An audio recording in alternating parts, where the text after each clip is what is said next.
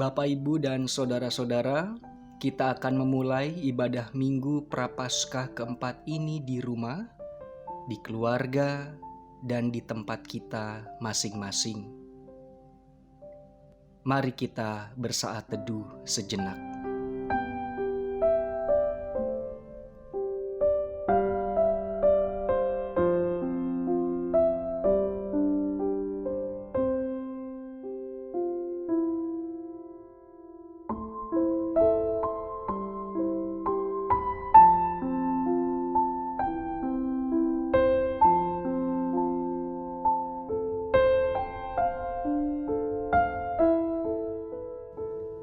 Saat teduh selesai. Sebagai pengantar ibadah, kita membuka kitab Mazmur 100, ayatnya yang pertama hingga kelima.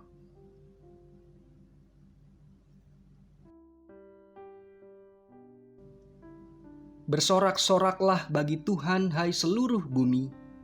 Beribadahlah kepada Tuhan dengan sukacita. Datanglah ke hadapannya dengan sorak-sorai. Ketahuilah bahwa Tuhanlah Allah. Dialah yang menjadikan kita, dan punya dialah kita, umatnya, dan kawanan domba gembalaannya. Masuklah melalui pintu gerbangnya dengan nyanyian syukur, ke dalam pelatarannya dengan puji-pujian.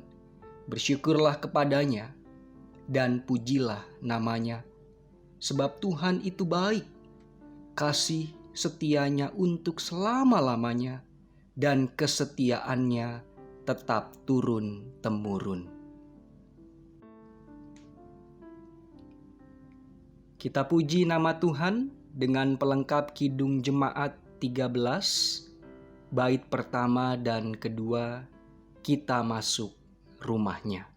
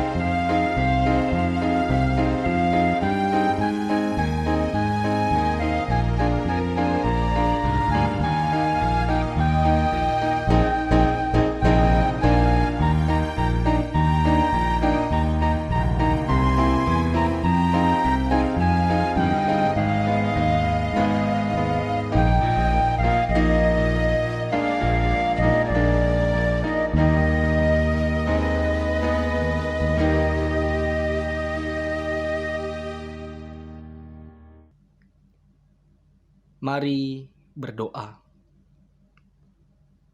Ya Tuhan Allah kami keluarga besar GKJ Kanaan sangat bersyukur karena kami masih dapat berhimpun dan beribadah kepadamu. Meski peribadahan Minggu Prapaskah keempat ini tidak kami lakukan bersama-sama di gedung gereja, namun kami meyakini kasih Tuhan tetap mempersatukan kami. Saat ini ya Bapa, kami rindu mendengarkan sebagian dari firman-Mu. Teduhkanlah hati kami, sehingga kami mampu dengan jernih memahami firman-Mu dan bersungguh-sungguh melakukannya. Amin. Tema renungan ibadah minggu hari ini, tetaplah tenang dan terimalah perbedaan. Dasar Alkitab terambil melalui Roma 10, ayatnya yang ke-12 dan ke-13. Begini bunyi firman Tuhan. Sebab tidak ada perbedaan antara orang Yahudi dan orang Yunani, karena Allah yang satu itu adalah Tuhan dari semua orang, kaya bagi semua orang yang berseru kepadanya. Sebab barang siapa yang berseru kepada nama Tuhan akan diselamatkan. Berbahagialah setiap kita yang mendengarkan sabdanya, memeliharanya, dan melakukannya. Hosiana. Saudara-saudaraku, di zaman baheula ada guru bijak berusia 80 tahun bernama Gareng. Ia terkenal akan kepandaian dan ajarannya mengenai kebajikan. Suatu hari Gareng mendengar sebuah berita bahwa di daratan yang jauh terpencil muncul ajaran baru. Konon katanya, ajaran baru ini lebih canggih dan bijaksana. Orang-orang banyak pun kemudian membicarakan tentang doktrin yang baru itu. Hal ini membuat si Gareng menjadi gusar dan kesal. Dia kehilangan semangat hidup. Kegundahannya memaksa dia untuk menyelesaikan dengan cara apapun. Guru bijak yang tidak muda lagi ini memutuskan untuk menempuh perjalanan panjang, melintasi wilayah yang bermil-mil jauhnya untuk bertemu dengan pemimpin ajaran baru itu. Setelah sekian lamanya menempuh perjalanan, maka sampailah Gareng di tempat tujuan. Dengan segera, Gareng meminta penjelasan apa istimewanya ajaran baru tersebut. Sang pemimpin ajaran baru itu menjawab, "Tuan yang terhormat, ajaran yang kami sebarkan sangatlah sederhana, tidak sulit apalagi rumit. Biasanya kami ringkas dalam sebuah kalimat, hindari berbuat jahat, lakukan perbuatan baik sebanyak mungkin. Itulah inti doktrin yang kami ajarkan." Mendengar jawaban itu berkobarlah amarah Gareng. Dengan membahana ia berkata, "Saya datang jauh-jauh ke sini menghadapi bahaya dan ancaman, lalu Anda hanya mengutip kata-kata sederhana yang bahkan anak umur 5 tahun pun hafal kata-kata itu. Anda mengejek saya?" Sang pemimpin itu dengan sopan menjawab, "Saya tidak sedang mengejek Tuan, tapi itulah ajaran kami dan kami melakukannya sehari-hari. Tolong jangan emosi dulu, pikirkan baik-baik. Meskipun kalimat itu mudah diucapkan, bahkan setiap anak umur 5 tahun dapat dengan mudah menghafalnya. Tetapi bisa saja orang umur 80 tahun pun gagal untuk melakukannya." Mendengar penjelasan itu, Gareng langsung angkat kaki dari padepokan itu dengan tetap berpendirian bahwa ajaran baru itu tidak istimewa. "Masih lebih hebat ajaranku," ujar Gareng dalam hati. Bapak Ibu Saudara, harus kita akui tidak mudah membuka pintu egoisme untuk menerima pendapat baru atau pemahaman yang berbeda dari orang lain. Pintu hati seringkali kita tutup rapat. Bahkan kita buat tembok kokoh agar tidak ada yang bisa memengaruhi kita.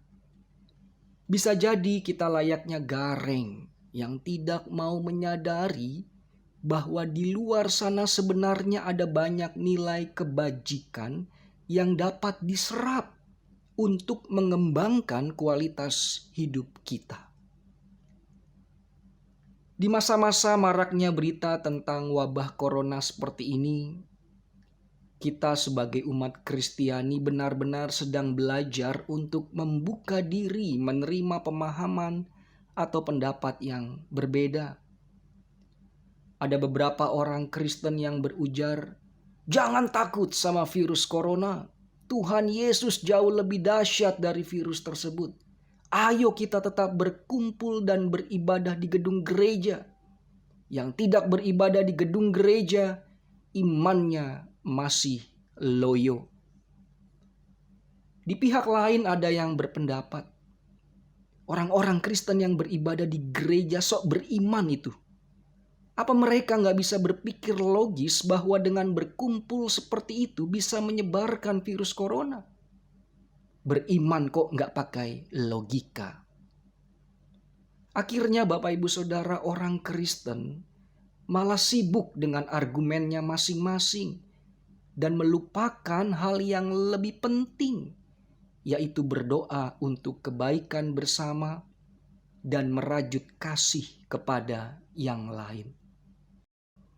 Perbedaan pemahaman dan pendapat akan kita selalu jumpai dimanapun dan kapanpun. Suami dan istri bisa saling berbeda pendapat. Orang tua dan anak bisa saling memiliki pandangan yang berbeda. Para pelayan gereja tidak terlepas dari perbedaan. Apalagi di konteks yang lebih luas, di mana perbedaan begitu jamak. Tema pelayanan GKJ Kanaan tahun 2020 ini mengenal Kristus melalui keragaman budaya, sebenarnya hendak memberi pemahaman bahwa perbedaan akan selalu kita jumpai selama kita hidup. Melalui perbedaan itulah kita diajak untuk menghargai yang lain, sekaligus semakin dekat dengan Tuhan yang telah mencipta keragaman. Dengan kata lain, menghargai perbedaan berarti menghargai Sang Khalik. Ketika Rasul Paulus menasehati jemaat Roma, sebab tidak ada perbedaan antara orang Yahudi dan orang Yunani, karena Allah yang satu itu adalah Tuhan dari semua orang, kaya bagi semua orang yang berseru kepadanya. Ia bukan hanya merujuk pada soal kebangsaan atau bentuk fisik dari orang Yahudi dan Yunani, melainkan juga cara pandang, pola pikir, kebiasaan, dan tingkah laku. Melalui ayat ini Paulus ingin menegaskan, meski ada perbedaan yang jelas antara budaya Yahudi dan Yunani, mereka tetap berharga di hadapan Tuhan. Sebagai orang yang percaya pada Kristus sebagai juru selamat, ia rindu kita memiliki kesatuan di dalam Kristus. Meski kita berbeda, tetapi kita dijadikan satu di dalam Kristus, di dalam kematian dan kebangkitannya. Ia ingin kita memiliki iman yang sama, yaitu iman kepada Kristus, bahasa yang sama yaitu bahasa kasih, dan tujuan yang sama, yaitu menyatakan kasih di tengah dunia ini. Allah mencipta perbedaan karena Ia percaya bahwa perbedaan akan membuat kita lebih kuat dan berkualitas. Lihatlah peristiwa penciptaan manusia. Ketika Allah menghadirkan Hawa, Ia mencipta manusia yang sangat berbeda dari Adam. Dalam perbedaan itulah mereka diberi perintah yang sama untuk bahu-membahu, yaitu beranak cucu, memenuhi bumi, dan mengelolanya. Saudara-saudaraku, melalui renungan hari Minggu ini, firman Tuhan menyapa umat GKJ Kanaan untuk terus belajar membuka pintu hati dan menerima perbedaan sebagai kekayaan. Saat ada orang yang berbeda pendapat dengan kita, jangan terburu-buru menolak atau menjauhinya. Saat ada orang lain yang berbeda cara berpikir dan bertingkah laku, jangan terburu-buru menghakiminya. Saat ada orang-orang yang membuat keputusan berbeda dengan kita, jangan terburu-buru mempermasalahkannya. Mari kita masuki Minggu Prapaskah keempat ini dengan pesan pastoral. Tetaplah tenang di tengah kondisi saat ini. Belajarlah menerima perbedaan dan rayakanlah hidup bersama dengan Kristus. Amin.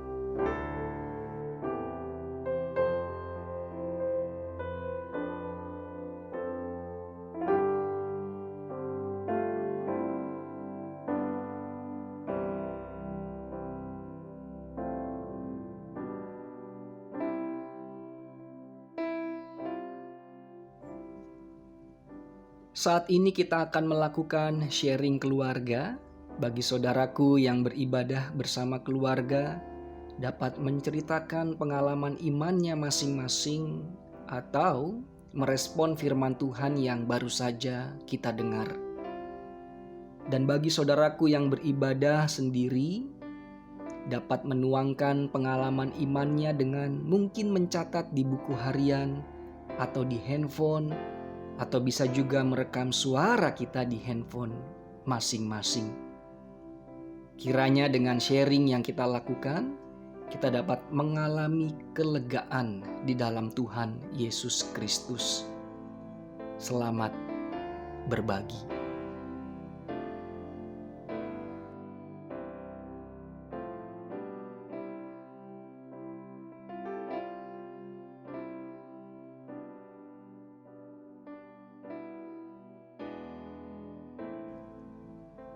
Kita akan memanjatkan doa syafaat, dan nanti di akhir doa syafaat kita bersama-sama menaikkan doa Bapa kami. Mari kita berdoa.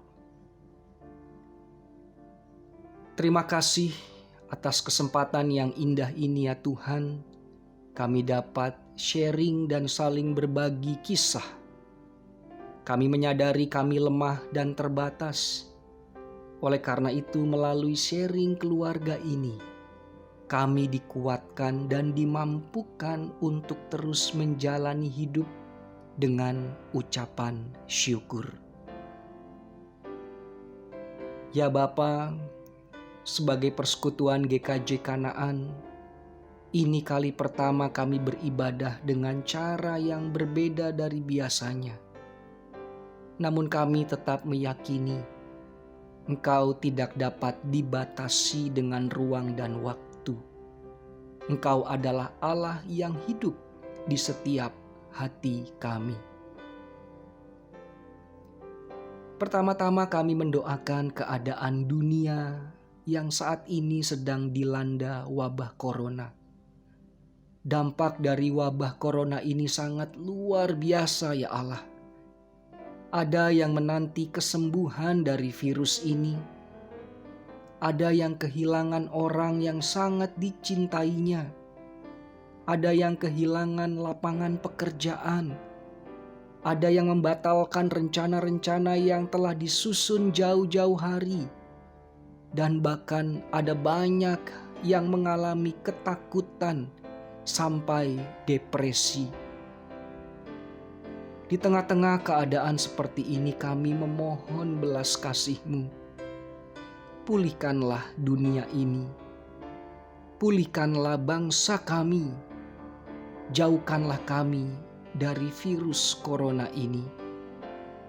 Dan yang terutama, ajar kami untuk tetap tenang dan dapat terus merasakan dekapan cinta kasih Bapa. Kami berdoa bagi setiap kami yang sakit. Kami membawa keberadaan Bapak Katimin, Bapak Setio Murbono, Ibu Sukardi, Bapak dan Ibu Rumadi, Bapak Sumarto, Ibu Sudarni Sungkono, Ibu Sumiati Suradi, Saudara Averel, Ibu Kristina Winarni, Ibu Yohana Suwasto, Bapak Untarto, Bapak Sudarno, Bapak Yonatan Ngatio, Ibu Wasono, Ibu Suhardi, Ibu Mulyadi, Ibu Ismiati, Ibu Ari Darmani, Bapak Margio, Bapak Y. Sudarjo, Bapak Eli Pangayuwanto, Ibu Mariono, Bapak Haryadi, Bapak Suradi, Ibu Marmi Deborah Wiyadi, Bapak Sudaldi, Ibu Ita Oktavia, Bapak Karnoto, dan Ibu Atik Edison, istri Bapak Pendeta Emeritus Edison. Kami memohon Engkau memelihara dan menolong mereka dalam pemulihan yang mereka jalani. Dan di saat-saat seperti ini, kami juga memohon Engkau memberi kami kesehatan, dan kami pun dapat menjaga kesehatan tubuh jasmani kami. Di doa syafaat ini, kami membawa keluarga yang tengah berduka cita. Kami mendoakan keluarga Bapak Suwardi dan Bapak Sarwandi, di mana beberapa hari yang lalu orang tua terkasih Bapak Marterjo telah berpulang ke pangkuan Bapa di sorga. Tuhan Yesus, kuatkanlah keluarga yang tengah berduka cita ini. Kami juga membawa pergumulan-pergumulan kehidupan kami. Kami yang mencari pekerjaan, kami yang mengalami kesulitan dalam perekonomian, kami yang mencari pasangan hidup, kami yang berencana untuk menikah, keluarga-keluarga yang merindukan kehadiran Sang Buah Hati, anak-anak kami yang tengah belajar di rumah secara online, keharmonisan akan keluarga kami yang telah menapaki usia lanjut, para janda, duda, yatim piatu, dan orang-orang yang berkebutuhan khusus, serta pergumulan pribadi kami masing-masing. Melalui pergumulan hidup yang kami rasakan dan hadapi ini ya Bapa, ajarlah kami untuk terus belajar menanti jawaban Tuhan dengan tekun dan sabar. Tuhan Yesus Sang Kepala Gereja, kami membawa GKJ Kanaan ke hadirat-Mu. Peliharalah kebersamaan kami. Tumbuhkanlah semangat pelayanan kami. Jagalah hati kami dalam mengelola perbedaan. Dan nyalakanlah terus pengharapan kami dalam mengurus izin membangun gedung gereja. Ya Bapa, inilah doa syafaat kami. Murnikan doa kami ini sebagaimana doa Bapa kami yang telah Engkau ajarkan. Bapa kami yang di sorga, dikuduskanlah nama-Mu, datanglah kerajaan-Mu, jadilah kehendak-Mu di bumi seperti di sorga. Berikanlah kami pada hari ini makanan kami yang secukupnya, dan ampunilah kami akan kesalahan kami, seperti kami juga mengampuni orang yang bersalah kepada kami. Dan janganlah membawa kami ke dalam pencobaan, tetapi lepaskanlah kami daripada yang jahat. Karena Engkaulah yang empunya kerajaan dan kuasa dan kemuliaan sampai selama-lamanya. Amin.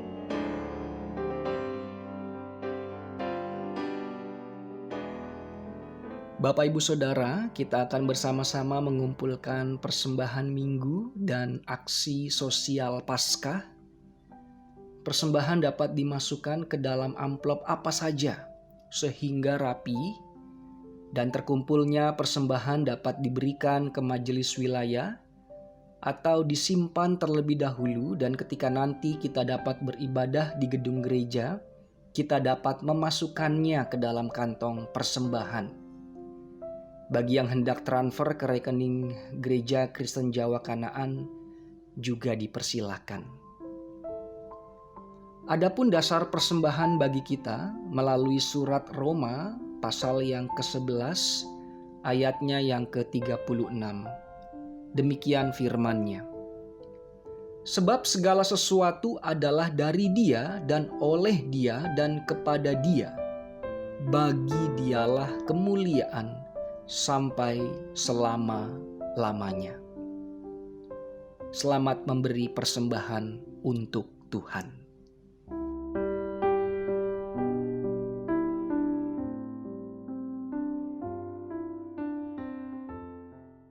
Mari kita jalani hidup ini dengan semangat dan meyakini bahwa tiap langkah kita diatur oleh Tuhan.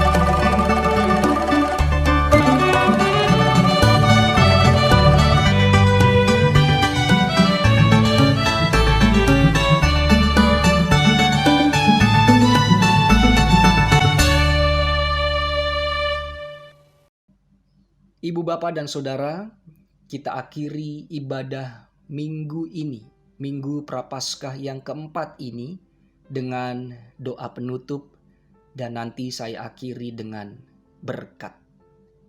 Mari kita berdoa.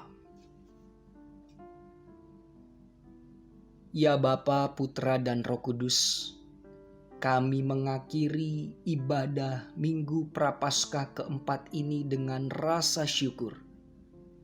Saat ini kami memohon berkat-Mu, ya Allah. Berkatilah keluarga kami, berkatilah pekerjaan kami, berkatilah pelayanan kami, berkatilah studi kami, dan berkatilah dimanapun Engkau mengutus kami. Kasih karunia dan damai sejahtera dari Allah Bapa, Putra Tuhan Yesus Kristus, dan Roh Kudus menyertai dan memberkati saudara hari ini sampai selama-lamanya. Amin. Selamat hari Minggu, selamat memasuki Minggu Prapaskah keempat. Tuhan Yesus memberkati.